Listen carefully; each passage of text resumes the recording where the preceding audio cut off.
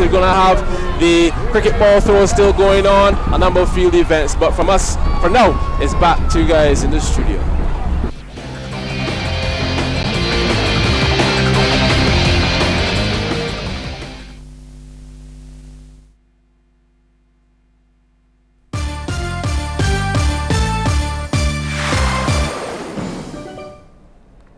Very good afternoon. I'm Lisa Broom with the CBC News Break.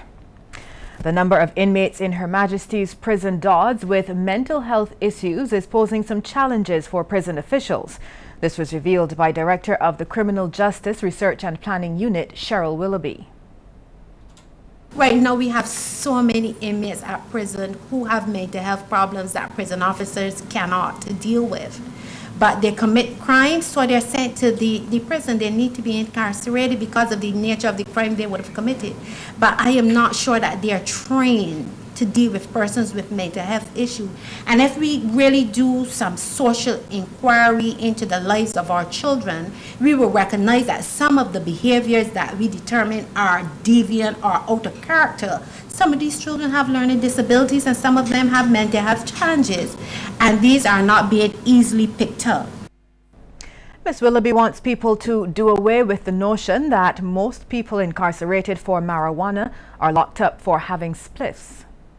Over 98% of the persons who are charged for a spliff, they get community service or they are worked with by social workers. We now have a drug treatment court. Madupe evaluated the pilot of it, and more work is being done in the area of rehabilitation. So no one is incarcerating persons who are found with a spliff. The medical model is being applied to persons who are at risk, but you would find that those persons who are actually given sentences for marijuana, they either have outstanding warrants, they are either on bail, or they were charged for trafficking or possession near a school or something more serious. The man held in connection with last Thursday's murder at Trenton St. James has been formally arrested and charged. The murder accused, Fabian Allison Bryan, is expected to appear before the Whole Town Magistrates Court today, where he will face the murder charge. Police, while responding to a report of a shooting in the St. James community, discovered 33-year-old James Allen lying on his back in the garage of his residence with multiple gunshot wounds about the body. He was rushed to the Queen Elizabeth Hospital by ambulance, where he succumbed to his injuries. Also appearing in court, but at the District A Magistrates Court, is Jamaican Kimon Takesha Carty. The 24-year-old of Brighton St. Michael, who was the subject of a wanted person bulletin, surrendered herself to police on Sunday. She was arrested and charged with the offences of arson and serious bodily harm. In other news now, Barbados needs to have a national conversation on how certain services will be delivered in the future because government cannot afford to continue borrowing money to pay for them. That's according to Minister of State in the Prime Minister's office, Senator Darcy Boyce. He's of the view that another mechanism has to be found to fund upgrades to, for example, the island's water and road infrastructure. You don't have any choice. Somebody has to pay for it. And therefore, we're going to have to relook the way in which it is done, the way in which it is managed, the way in which people are incentivized to pay the bills on it. Madam President, the roads have to get fixed. Government is not going to be able to continue to borrow so much to fix the roads. We have to find a way that people share some of those costs.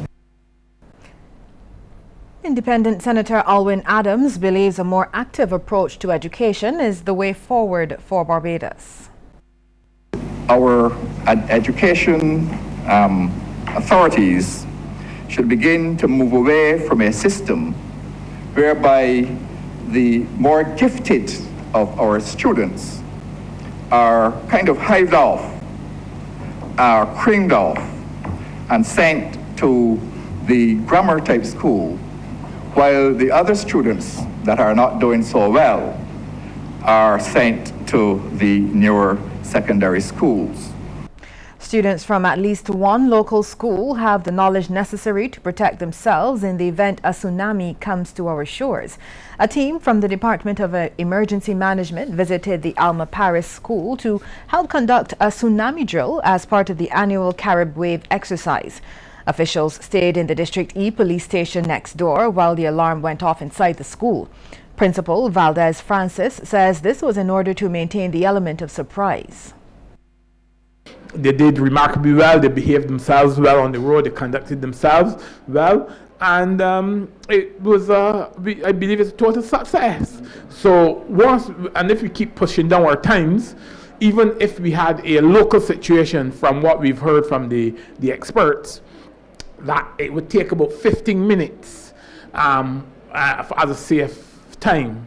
And if we are down under from 10 to 14, we are still in the ballpark. The acting deputy director of the Department of Emergency Management, Captain Robert Harewood, says part of the organization's mandate involves ensuring vulnerable people in society are well taken care of during disasters. And although they haven't taken the drill to every school in Barbados, they continue to ensure the necessary information needed to survive tsunamis gets out. People know they're supposed to get to higher ground as quickly as possible. So I'm confident that the schools would evacuate. We've been doing this Caribbean for, this is about 10 years now. And every year we try to involve some aspect of evacuation. But apart from that, we do have a pretty robust information campaign.